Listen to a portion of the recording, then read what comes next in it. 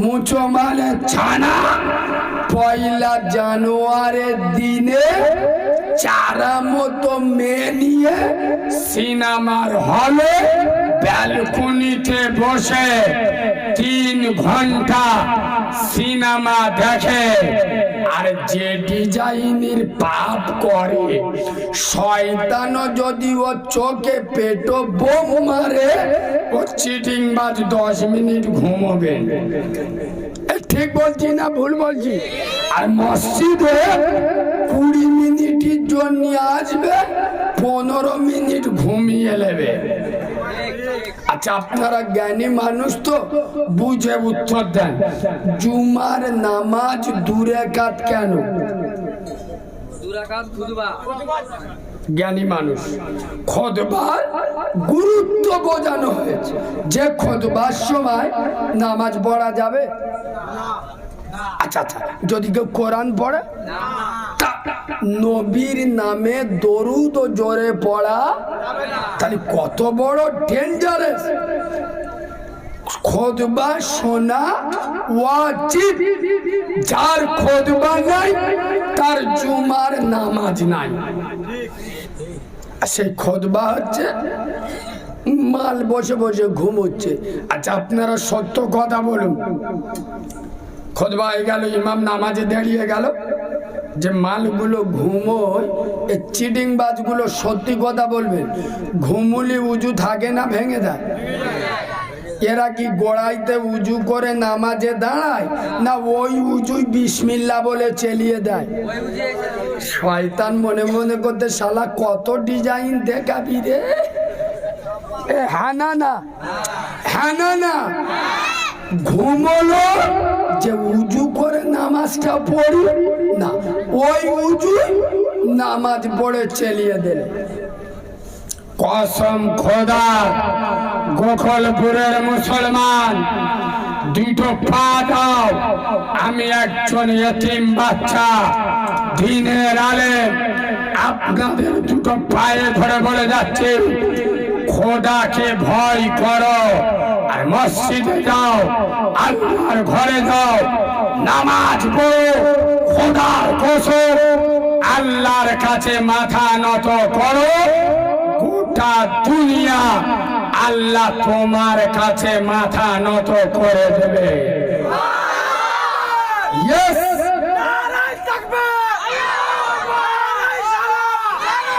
মসজিদে যাও, আল্লাহর ঘরে যাও, খোদার কসম ওখানে গিয়ে ঝুঁকে যাও, এ মাথা আল্লাহ দুনিয়ায় কারোর কাছে ঝুঁকতে দেবে না।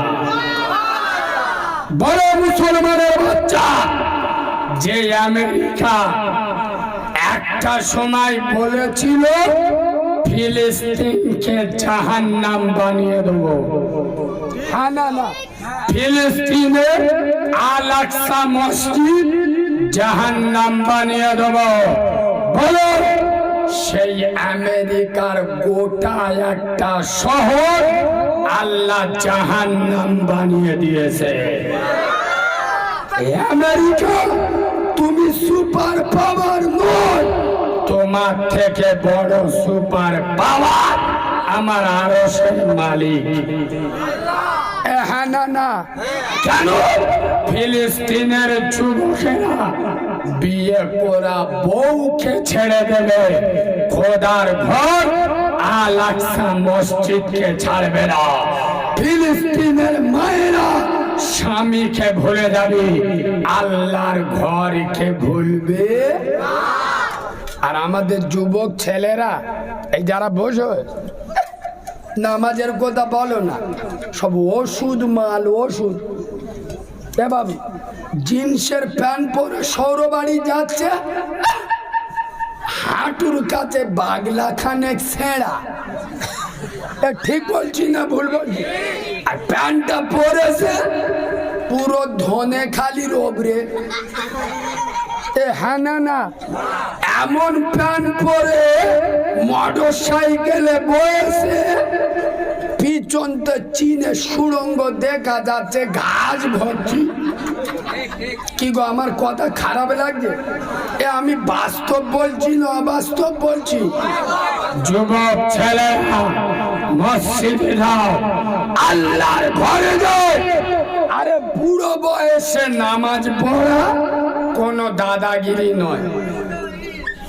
বুড়ো বয়সে নামাজ পড়া কোনো দাদাগিরি। বুড়ো হয়ে গেলে তো এমনি মাল সোজা হয়ে যাবে। এই দেখো আমি একটা কথা বলছি, অনেক বয়স্ক লোকের একটু গায়ে লাগবে, কিন্তু হক কথা বলতে গিয়ে আমি আমার জন্ম দেয়া বাপকে ছাড়ি না, তাই এরা অনেক দূরী। সত্য কথা বলছি শুনেলেন, এসব ভাষা বাংলার কোনো বক্তা বলবে না। বক্তারা জানে এসব ভাষা বললি শ্রোতা রেগে যাবে, কমিটির লোক খেপে যাবে, পরের বারে দাউদার, ওই জন্য সহজে বলে না। শুনে রাখ। আচ্ছা আপনারা বলুন, যারা বুড়ো বয়সে নামাজ পড়ে, মানে যে কটা বুড়ো মাল বুড়ো হয়ে গেলে নামাজ পড়া ধরে, আমি চ্যালেঞ্জ করে যাচ্ছি এরা আল্লাহর ভয়ে নামাজ পড়ে না, মরণের ভয়ে নামাজ পড়ে। হ্যাঁ, যদি কোনো বয়স্ক লোক দাঁড়িয়ে বলে কারিমুল্লাহ বাবু তুমি বড় বড় কথা বলছো, আমরা আল্লাহর ভয়ে নামাজ পড়ি না, তা আমি তো ঘুরিয়ে ধরবো। আব্বা তুমি যদি আল্লাহর ভয়ে নামাজ পড়লে, তাই এই বুড়ো বয়সে এসে তোমার আল্লাহর ভয় চাপলো কেন? জন বয়সে আল্লাহর ভয় লাগে না? আমার কথা বুঝতে পারেনি? ও তার মানে ও সব নিচে কথা গো। বুড়ো হয়ে গেলি মাল পেকে যায় না, যায় না, শরীরের শক্তি কমে যায়, ও তো বুঝতে পেরে যায়। জন বয়সে লোকের পাচায় যে বাঁশ দেওয়া দিছি, ইনশাআল্লাহ কবরে শোবে টাইম দেবেন, ফেরেশতারা অ্যাকশন চালু করে দেবে। ওই জন্যই দেখবেন আল্লাহর ভয়ে না, কবরে ফেরেশতাদের মারির ভয়ে মসজিদে যায়। ঠিক বলছি না ভুল বলছি? কসম খোদার, গোখলপুরের যুবকেরা, জওয়ানেরা, নওজওয়ানেরা খোদার ঘরে যাও, মসজিদে যাও। বিশ্ব নবী বলে যাচ্ছেন আসসালাতু খায়রুম মাউযুইন, মানুষের শরীরে যত ইবাদত আছে শ্রেষ্ঠ ইবাদতের নাম হলো আগো। আমাদের ভিতরে নামাজ আছে, কে বলেছে আমরা নামাজ পড়ি না? আটকে নামাজি। শুক্রবার এলি শয়তানও বেঁধে রাখতে পারবি, সোজা মসজিদি। আবার শুক্রবার মসজিদে লেবে, মসজিদের থেকে মুখ দেড়া জলিল বলতে যে করি চলে আয় ঘরে যাই, নামাজ তো হয়ে গেল, ভাত খাবি নি? বলে দাঁড়া, শুক্রবার নামাজ পড়তি এই যে আল্লাহর বলে যাবনি, বলে মসজিদের গম্বুজের দিক থেকে আল্লাহ ডাকতেস, ও আল্লাহ হেই দেখ, ও আল্লাহ আই করিম গো করিম। হ্যাঁ, জুমার নামাজ পড়তে এইছে আসিয়া আল্লাহর কি বেঁচে যদি থাকি ফের আগে শুক্রবার দেখা হবে, তার আগে মসজিদি। খোদার কসম, মেদিনীপুরের মুসলমান হাদিস শুনবেন, হযরতে আলী সুবহানাল্লাহ বলবেন, একটু মিষ্টি করে সুবহানাল্লাহ বলবেন, আর একটু ভালোবাসা দিয়ে সুবহানাল্লাহ বলবেন। হাদিসটা খুব মজা করে শুনুন। শেরে খোদা আলী হাদিস বর্ণনা করছে, আমি আলী, আমার যখন মনে মনে হয় যে আমি আলী, আমি আল্লাহর সাথে কথা বলবো। কার সাথে? জোরে বলুন। তখন আমি আলী আল্লাহর নামাজে দাঁড়িয়ে যায়।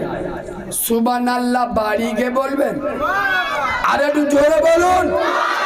আমি আলী যখন আল্লাহর সাথে কথা বলার ইচ্ছা হয়, আমি কোথায় দাঁড়াই? নামাজে। আবার আমার যখন মনে মনে হয় যে আমি তো আল্লাহর সাথে কথা বললো, আল্লাহ আমার সাথে কথা বলবে না, সুবহানাল্লাহ বলো না, তখন আমি আল্লাহর কোরআন নিয়ে বসে যাই, কোরআন তেলাওয়াত করি, আল্লাহ আমার সাথে কথা বলে। আই দিস চ্যালেঞ্জ, এই মেদিনীপুরে 100-র মধ্যে 95টা যুবক কোরআন পড়তে জানে। আর বললি রাগ হবে, মোবাইলের হাফেজ, স্কুলের দৌড় দেখেন 60,000-এর মাল নিয়ে ঘুরতেছে, বললি এদের আবার সেন্টিমেন্টে লাগে। এই দেখেন আপনাদের গ্রামের করিমের বাপ মরে গেছে। কে মরে গেছে? খুব গুরুত্ব দিয়ে শোনে। এখন করিমের বাপ ব্যাংকে 4 লাখ টাকা রেখে গেছে, লেবে কে? গ্রামের লোক। আমি বড় এড়ে গরু, আগে বাপের টাকা কে নেবে? বেটা। আচ্ছা বাপ মরে গেছে, এখন রোডের পাশে 1 বিঘে জায়গা রেখে গেছে, নেবে কে? ছেলে। আচ্ছা বাপ মরে গেছে, মেদিনীপুর টাউনে 2 কামরা ঘর রেখে গেছে, নেবে কে? ছেলে। বাপ মরে গেছে, 1 পাতা কোরআন পড়ে দোয়া করবে কে? ওর মতো হিজড়ে আর মেদিনীপুরি আছে। এই কথাগুলো বলি বলে তো আমি খারাপ, আমি কাটা ঘাই মলম দিচ্ছি তো, যার গায়ে লাগবে উঠে যাবে। কথা বুঝতে পারেননি? শালা বাপের টাকা নেবে মরো, বাপের চাইয়ে নেবে সার, বাপের বিল্ডিং নেবে মরো। বাপটা কবর ঘরে কি করে একটু